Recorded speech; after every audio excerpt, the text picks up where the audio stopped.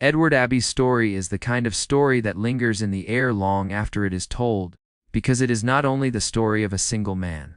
It is the story of what happens when one voice dares to question power in a country that fears dissent. Abbey was not a figure who fit neatly into categories.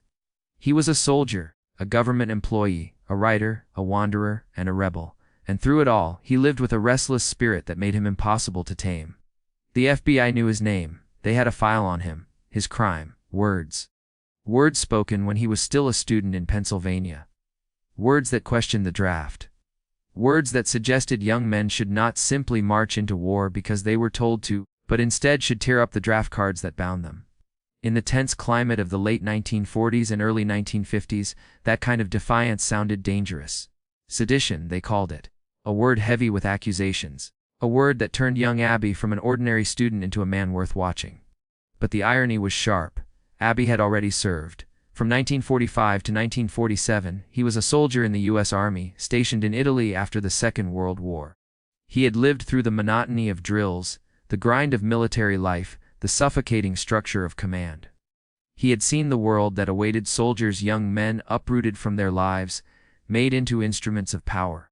While others left their service hardened into loyal patriots, Abbey left with a sharpened distrust. He understood that real loyalty was not in silence or obedience, but in questioning what those in power demanded. So when the FBI marked him, Abbey did not retreat. He carried on.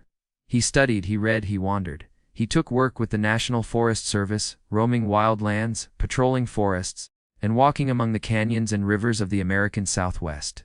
To Abbey, the wilderness was more than a job. It was a calling. Out there, away from cities and governments, he felt closest to truth. The desert, stark and merciless, reminded him of the essence of freedom, untamed, unbounded, and alive. But even as he worked as a forest ranger, suspicion followed him. The government, gripped by Cold War paranoia, launched a loyalty of government employee investigation into Abbey. Imagine the absurdity: a man who devoted his life to protecting public lands now under surveillance. His loyalty questioned because he had dared to speak freely years before. To the FBI, a ranger's uniform could not erase the words of a student who once said draft cards should burn. For Abbey, though, this scrutiny only deepened his convictions. He believed that freedom without dissent was no freedom at all. He believed that patriotism without criticism was hollow. And so he turned his fury, his wit, and his vision into writing. His books became his battleground. In his desert Solitaire, Abbey painted the wilderness as a sacred place, a cathedral of stone and silence, a world worth defending at any cost. But he did more than describe landscapes. He attacked the greed and complacency that threatened them. He mocked the blind devotion to industry, the unquestioning obedience to authority, and the silence of citizens who looked the other way. In The Monkey Wrench Gang, his fiction gave life to saboteurs who resisted the destruction of nature through acts of mischief and defiance. It was a novel, yes, but it was also a spark. It inspired a generation of environmental activists who took Abbey's words as a call to action. The FBI watched him, industry feared him, and even fellow writers sometimes called him reckless. But Abbey never softened his voice. He laughed at authority.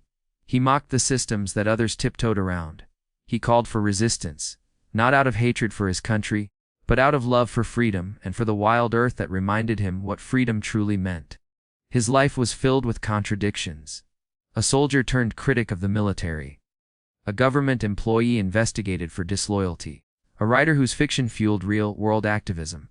But in those contradictions, Abbey revealed something essential: that freedom is not neat, not easy, not orderly. It is wild, unruly, and often inconvenient to those who seek to control it.